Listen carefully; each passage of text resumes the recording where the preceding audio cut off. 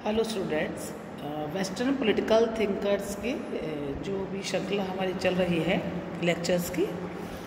उसकी में आज हम आधुनिक युग के जो प्रथम विचारक हैं जिन्हें हम निकोलो मैकियावेली के नाम से जानते हैं और जिनका जो कालखंड है 1469 ईसा पूर्व से 1527 ईसा पूर्व तक का माना जाता है। अगर राजनीति साहित्य के इतिहास में अगर हम चर्चा करें तो हम देखेंगे कि मैकियावेली ही एक ऐसे फिलोसोफर है, एक ऐसे विद्वान है जिनकी सबसे ज़्यादा निंदा की गई है। परंतु हम ये देखते हैं कि भले उनकी निंदा जिन भी कारणों या उनके यथार्थवाद के कारण या उनके जो साध्यों को प्राप्ति करने के उनके जो साधन रहे उनको लेकर के रही हो, तो लेकिन एक आश्चर्यजनक बात जो हमारे सामने आती है कि जिस मैकियावेलीवाद की या जिस मैकियावेली के विचारों की खुले में जो आलोचना करते हैं, व्यवहारिक राजनीति में सभी राजनीतिज्ञ या उन्हीं का अनुसरण करते हैं। हम ये देखते हैं कि मैकियावेली की मृत्यु के पश्चात काबूल, गैरिबाल्डी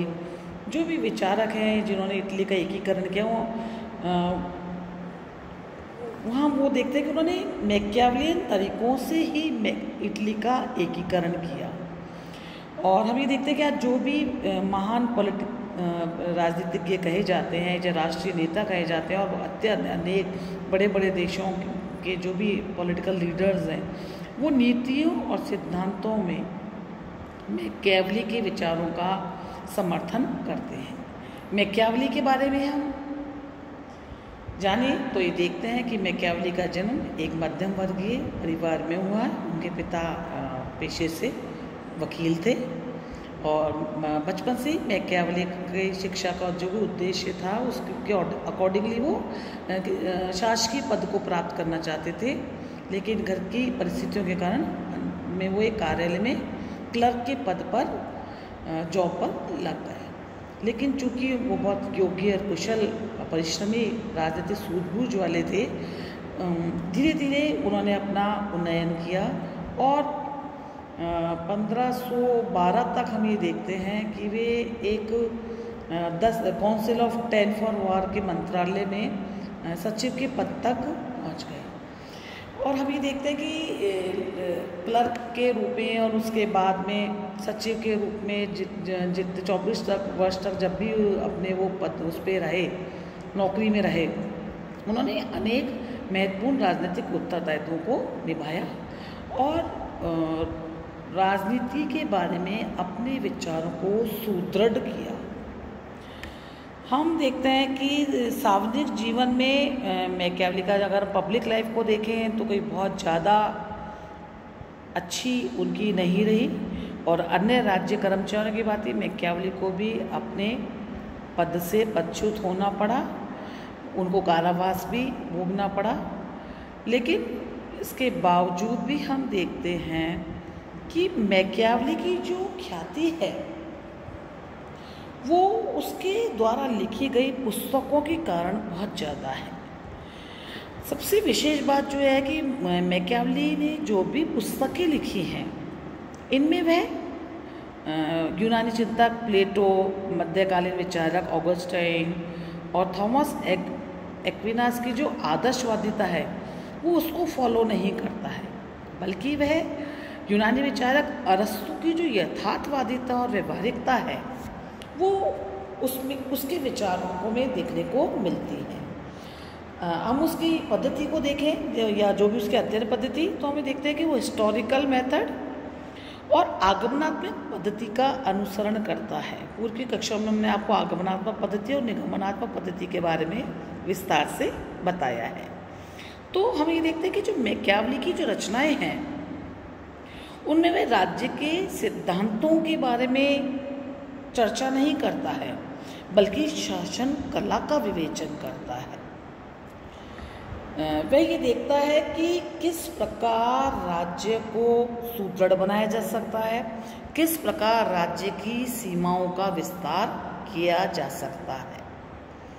तो हम ये देखते हैं कि जो मैकियावेली की जो रचनाएं हैं या जो पुस्तकें उन्होंने लिखी हैं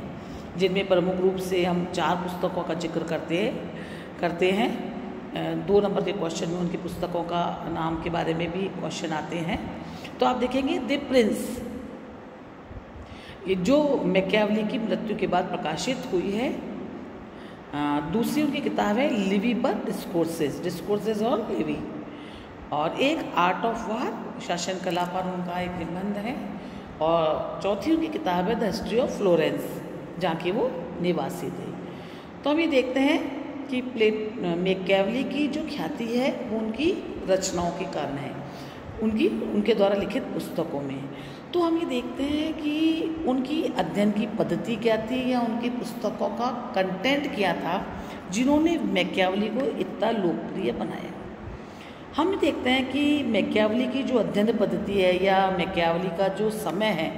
ये पुनर्जागरण के बाद का समय है। तो पुनर्जागरण का प्रभाव, रेनेसा का जो प्रभाव है कि पूरे विश्व के अंदर हम देखते हैं कि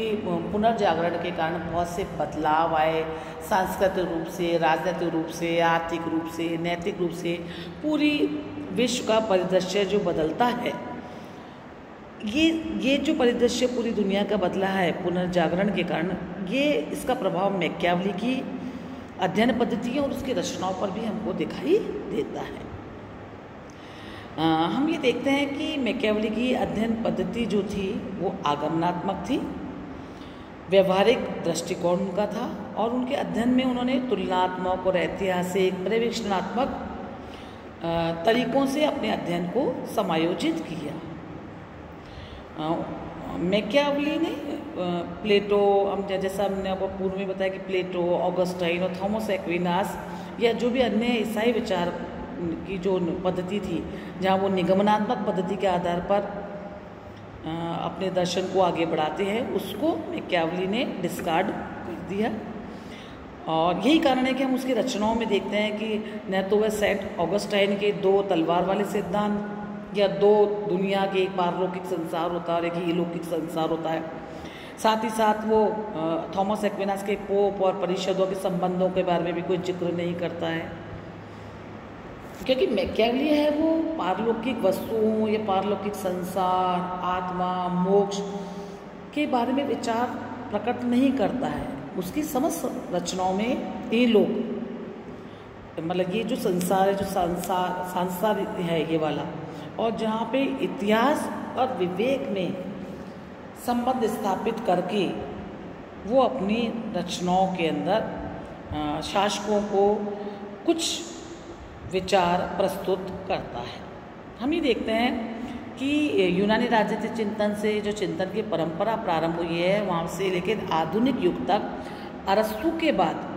जिन्हें प्रथम राजनीतिक वैज्ञानिक कहते हैं, उनके बाद मैकियावेली ही एक ऐसे पॉलिटिकल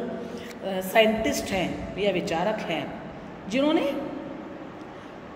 हमने आपको बताया आगमनात्मक पद्धति, जिसमें विशिष्ट सिद्धांतों से सामान्य सिद्धांत, यानी कि स्पेसिफिक से वो जनरल की तरफ बढ़ते हैं, जहाँ वो विशिष्ट सिद्धांतों से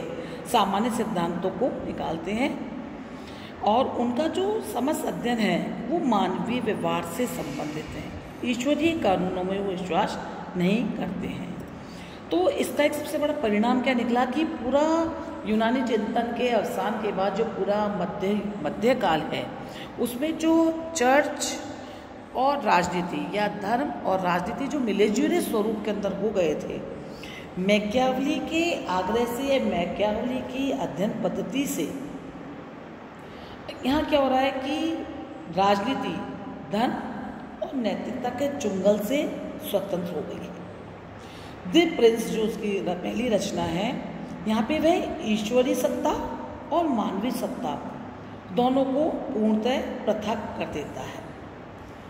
इस पुस्तक में व्यक्ति को वैसा ही देखा गया है जैसा वह है,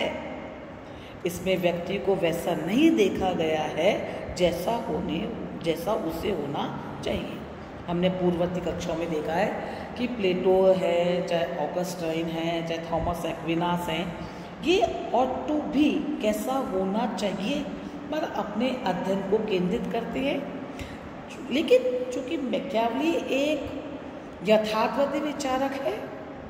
वो किसी पारलौकिक सत्ता, आत्मा मोक्ष को नहीं मानता है, तो वह धर्म, नैतिकता, राजनीति इनको अलग अलग खांचों के अंदर स्थापित करता है। यहाँ कुछ विचारक हैं जैसे प्रोफेसर डनिंग है, प्रोफेसर सरबाइन है, वो मैकियावली के बारे में अपने विचार प्रकट करते हैं, परंतु मूल रूप से हम ये देखते हैं कि मैकियावली ने किसी भी पारलौकिक, धार्मिक या ईश्वरीय सत्ता को मानने से बिल्कुल इनकार कर दिया। मैकियावली ने अपने तर्कों,